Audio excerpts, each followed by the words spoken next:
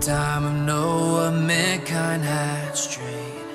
The blessing of God, no longer cared for by God. Devoid of His promises, without God's light, they were living in darkness.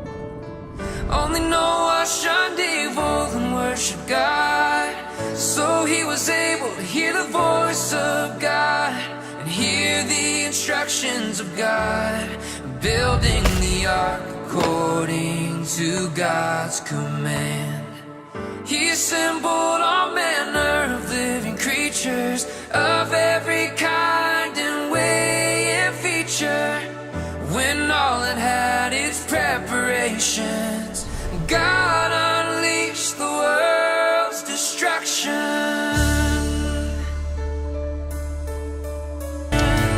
Only Noah and his family remained alive. My dear friends, today let us reflect on the book of Genesis chapter 6 verses 5 to 8 and 7 verses 1 to 5. Yesterday we reflected on how Cain killed his own brother Abel.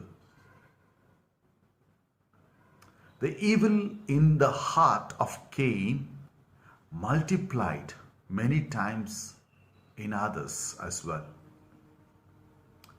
God's sense of justice called him to remove sinful people by means of a great flood for the sake of good people who were represented by Noah in today's first reading.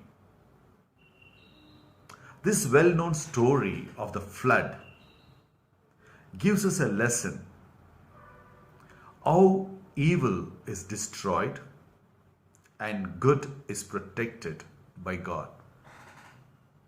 Often it seems that evil people are rich and powerful.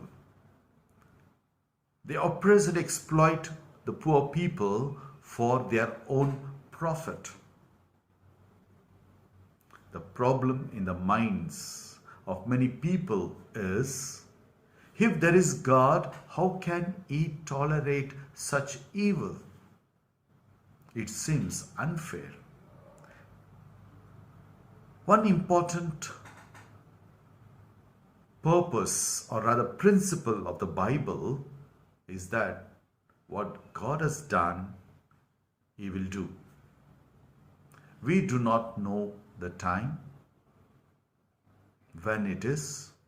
All that we are called to do is to continue to work for God. As there is both good and evil in the world, so there is both good and evil within us, within each one of us. With God's grace, we must struggle to overcome evil within ourselves first and foremost. Then we too will find favor with God in our daily struggles. Only Noah shunned evil and worshiped God, so he was able to hear the voice of God and hear the instructions of God, building the ark according to God's command. He assembled all manner of living creatures of every kind and way and feature.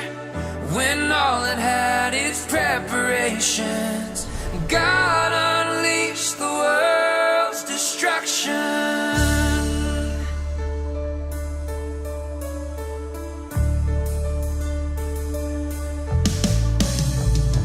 They had become so fallen that they could no longer receive God's promises good.